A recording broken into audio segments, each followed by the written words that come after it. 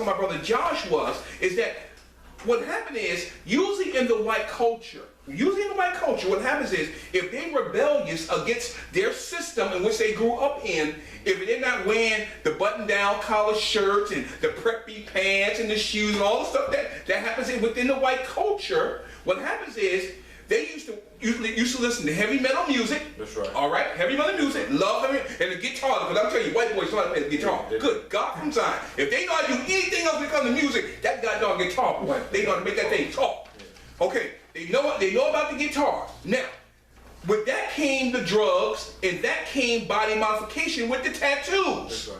If you look back into the 70s about Hell's Kitchen in New York, those are the motorcycle guys. That's right. Had all the tattoos. You ain't never seen nobody else wear that, right or wrong? That's right. Now, as time has progressed, now if the white boys, they like how the brothers talk to the women and have all the women and hoochie and all this bouncing and all this stuff like that. Now they think it's cool, the hip hop thing now, because you got Eminem in there, you got some other rappers in there, and so they think it's cool. So they'll wear their earring, they'll have their pants sagging just like the brothers. That's right. So they're going up against their own system. That's right. And defying what culture has said. You as a Caucasian or a white brother, you have to be this certain way. That's right. So now, if they don't want to go against that, now they're going to hang out with the brothers. Right or wrong? That's right. Come on now. That's why you see. That's why you see. You'll see them with the earrings, you'll see them with the baseball cap turned back, doing the same thing the brothers do, because it's an act of defiance against what society say they should be. That's right. Good God from Zion. We're going to get more of that. But I wanted to bring that up because that's what happened. Because we as black men, we have to always set ourselves apart. That's right. Because we don't want to be controlled, which I understand. I can understand that from the context of from the slave ships. I understand that. But what we do as black men, we hurt our own selves in the process. We did. You know, we're supposed to be drawing people to us, not pushing them away from us. That's right. And that's what happens. That's why we got a lot of this stuff going on the street. And I didn't really want to get into this tonight.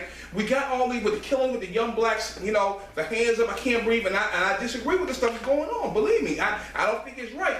But how we present ourselves in public, that's how people are going to perceive you. You remember we talked about the broadcast, why are people so afraid of young black men? That's right. You remember we talked about that? That's right. It's because they don't understand the what was the word?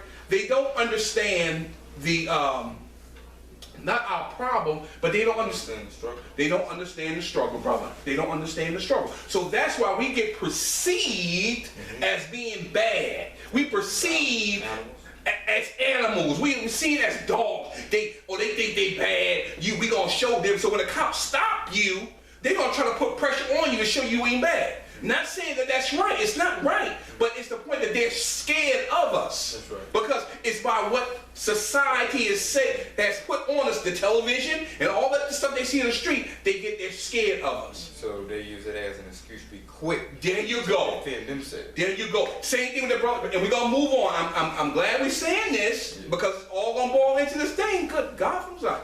That boy out in the Midwest, I think it was in Ohio, in Cleveland. That 12-year-old boy had a plastic gun, and the man called him up. He called up 911. He said, "I think this young boy has a fake gun.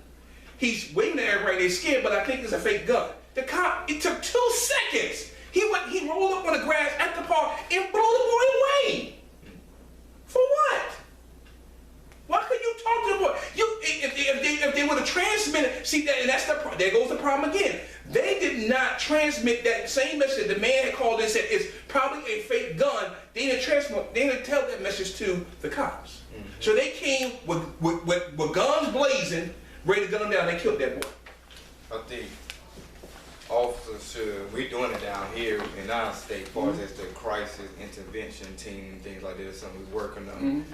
That really cops, the thing about it, they supposed to be trained to really analyze a crime scene and to analyze a person behaving, things like that.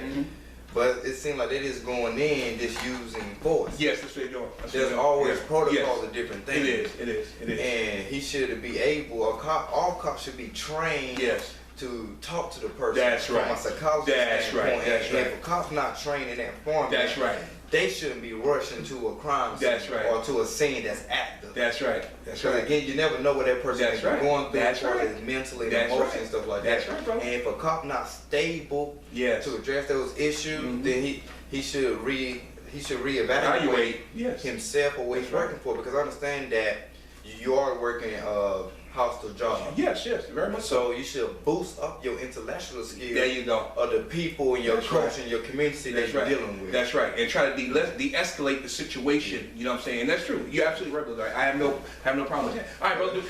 Good God. That's all good because it's all tying in. It's all tying into cultural perception. That's what it is. And what happens is we don't understand the complication or the implementation that we put on ourselves by doing these certain things that we're doing as a culture. Okay? So let's go down to ear piercing, early civilization. Let's go down to B, and then we're going to move on through this because I think this is where we're going to get good at. Pierced ears have primarily been used as a form of endowment for cultures which carry wealth in the form of jewelry as a form of displaying wealth as well. Yes. Such as among nomadic tribes like the fluent of West Africa. And Tigris, Sahara, Good, bro. And Sinai Peninsula. Sinai Peninsula. The types of earrings worn also have been in many cultures. The types of earrings. Okay, the types of earrings in many cultures. An indication of rank and status. In some society as well, pierce the ears for religious purpose or magician purpose, or magical purpose, In some societies, spirits are thought to enter the body through the ear, but the wearing of earring repels them. The wearing of earring propels them.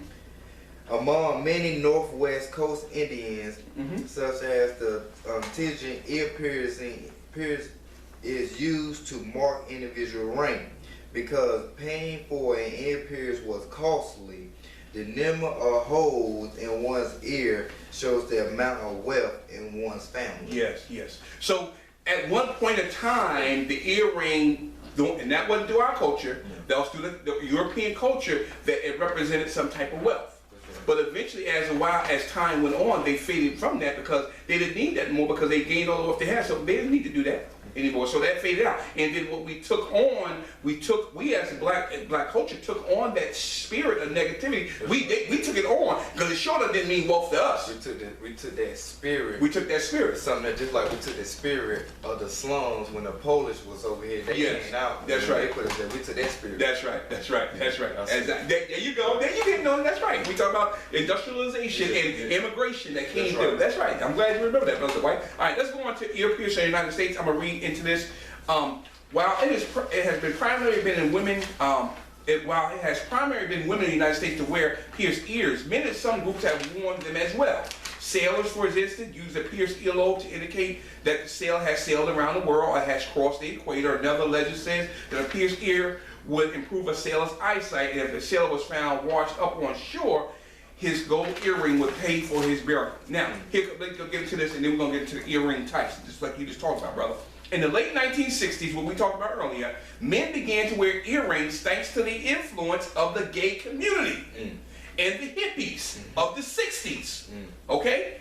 Now, in the 1970s, the punk rockers began piercing their own ears, and later other male musicians, we just talked about that, the heavy metal groups start piercing and the tattoos start coming along. Because at one time, I remember when I was growing up, that was unheard of. You didn't put tattoo? Earring? Are you crazy? No. That was a no-no. You did not do that because that was an implication that you were going against values. When you do things of that nature, that means you have no value. You want to do your own thing. So you're a lone rider.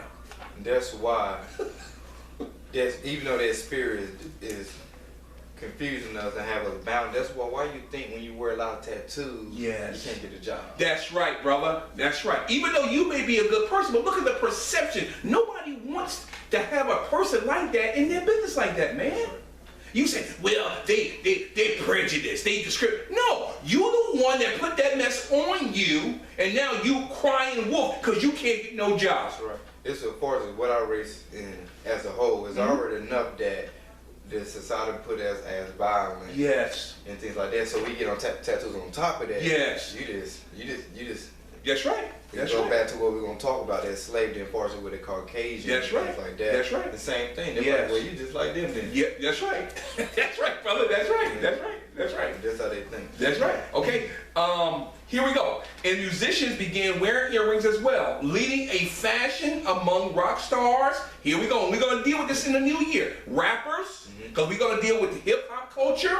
We're gonna deal with all that ties into that, because we don't understand that that's a culture of the enemy. That's right. We don't even realize. Some people don't even know that rap and that hip hop culture is all the enemy, destroying our communities. Right. Don't even see it. It's a subliminal thing that's covering up, and they think that it's okay. That's right. They don't even realize it. Don't even realize it. And we're gonna that's gonna be the New Year's message, dealing with hip hop, rap culture, prison and jail, how it's destroying our communities and our young boys. That's what we're gonna be dealing with the New Year. So get ready for that. I'm glad that you said something about Jeff, because I understand for the people, the society is using different modifications to keep us down. Yes. And I know behind it's the enemy.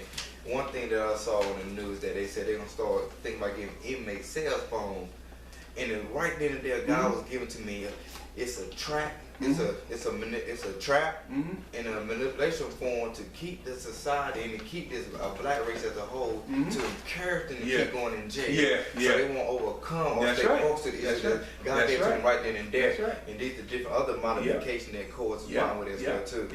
Hey. Well, praise God, brother. Praise God. All right, brother Dwight, let's get into the earring types. Let's read down through these, and then we're gonna get into the meat of this thing here tonight. You have the stud earrings. Well, studs. You see a lot of them out there. It could be a diamond. It could be a little bit of everything. But the stud earrings, okay. The hoop earrings. Big old. Who made that famous? Big old the Pharisees. And who else? What basketball star made that famous? The hoop earring. You remember? Michael Jordan. Michael Jordan. He did wear one. He still got it too. Yeah. He still got it. Okay. Dangle earrings. Dangle earrings are designed to flow from the bottom of the earlobe and are available in various lengths. Yes. From a centimeter or two, all the way to the brushing of the shoulder. They just let you know that. Them big old. It's crazy because in a project, as far as generally speaking and with speculation. Yes. You see, for as young ladies in that format, that environment, wear the big earrings supposedly. The big earrings that come and all this stuff like that. So, and we're gonna talk about that later, because that spirit we talked about Tuesday comes from the spirit of Jezebel. That's right. In prostitution. That's how it came. Because go ahead. And you can see the different types of form of people environment by their earrings. Yes. Not just far as sometimes in the church and you know, sometimes with a job, sometimes, but if you catch somebody during the week when they really comfortable, they want to wear what they want to wear, you can really see what type of environment they stay in. Yes, you by can. What type of earrings they wear. Yes. And I'm like saying, and I didn't think about that, and that shows what type of spirit is upon their life. That's right. It tells you. Because you can be in a neighborhood that may not be all that good. Because I know all of us ain't got a whole lot of money. We all striving to live the best we can, but you don't have to carry that spirit where you live in. That's right. You could be of a different spirit and be a light where there's darkness at. That's right. Right? The scripture says, let your light so shine that make us see your good works and glorify our Father which is in heaven. That's right. That's what it says, right? Yep. Okay, but that's a good point you made, brother. Huggy earrings. Huggies are a popular style of earrings. Earrings that where the setting actually hugs your earlobe. Yeah. They can come in different shapes and sizes, from heart to rectangle. So it's just stylish, different formats, different types of earrings and all things like that. You have the slave earring. The slave earrings is also called a Bondage earring, which became highly popular after it appeared on Star Trek. Yes, yes. You have ear thread. Yes. Oh my God. I can't even think of. My God. And we're gonna deal with this next week. I cringe when I think about this. When we start to talk next week, we're gonna be talking about body modification and the things that they do. I mean, they put bumps in their heads, and oh my God, I can't just imagine that stuff and the pain that they have to go through. You know what I'm saying? It's just amazing how the enemy can make you think that way. That's right. You know, just because you want to be different, you don't have to go to those type of extremes.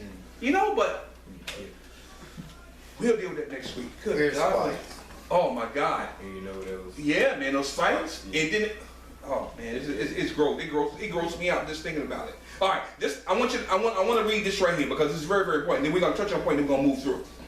Clip-on earrings. Now, back then when I was growing up in the '60s, and I know even before then, if you go back to the biblical days, that's what they wore. Clip-on earrings, because back during that time, they were what do they call metal crafters or iron workers. They were able to bend metal. They heat it up so hot they can bend it. That's what those women wore back during the biblical times, were clamp-on or clip-on earrings. That's right. They didn't have no ear pierced unless you was a slave. That's right. So during the '60s, that's right. During the '60s, I used to see women used to put on clip-on earrings, and all they do is pull it off. That's right. You see what I'm saying? Because the Bible don't want you to focus on the outward appearance, but on the inward. That's right. So the earring thing and the Jezebel thing spirit comes in with this. When we talk about the Jezebel spirit on why women wear the things they do, because they want people to get drawn to them, but they send the wrong message through the wrong spirit. That's right. You know what I'm saying? You don't have to put all that stuff on you to draw a man to you, ladies. That's right. You're naturally beautiful anyway. God created you that way.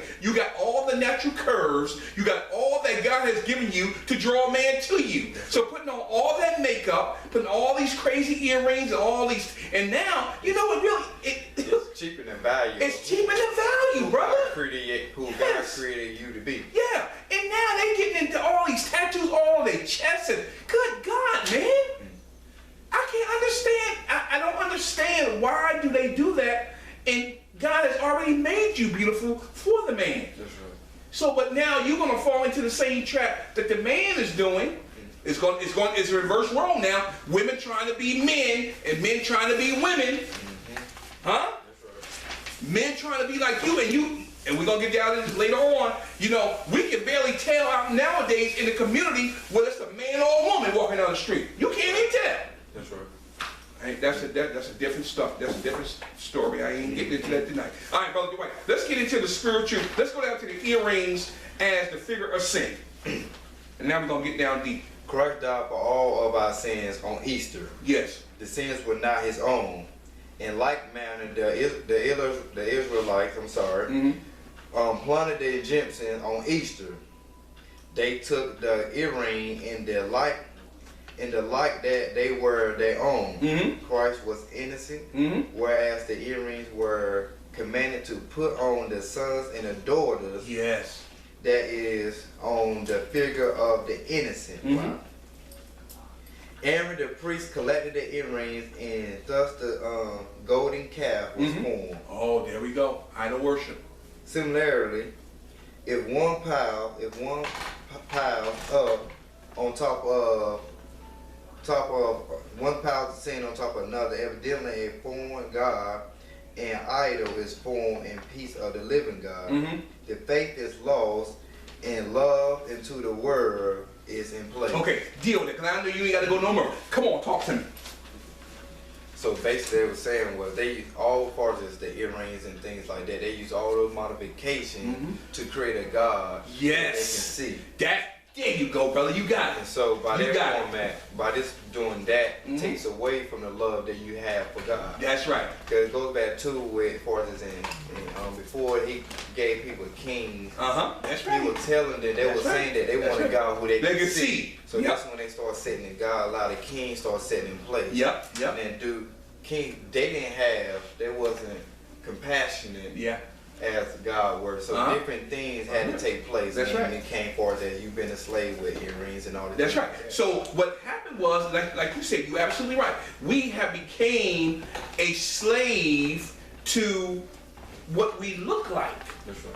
The earrings have taken over the place of God. And that's what happened during the biblical days of Moses, because when he went up to the Mount Sinai for 40 days, they thought he had died. That's right. He ain't coming back. He done brought us out here in the wilderness. Man, we could have stayed back in Egypt land, and we could be eating and have everything. That's right. And they said, well, take off all your earrings. We gonna make us a molded calf, and we gonna worship it. That's right. That's right. So what happened is now we doing the same thing today. We're worshiping those things taken us away from God, which is the earring, which has become, not only has it become an idol, it has become slavery to the world system.